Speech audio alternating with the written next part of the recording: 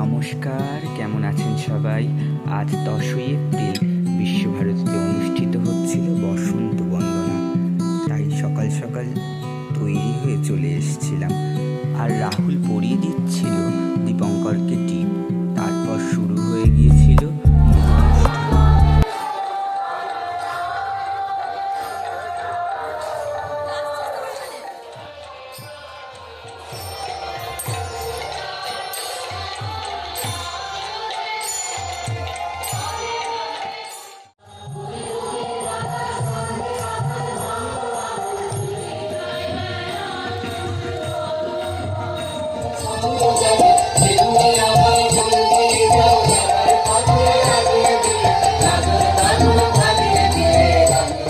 বসন্ত বিদায়ের সময় আমাদের সবাইয়ের মনকে এমন করে রাঙিয়ে দিয়ে গেল।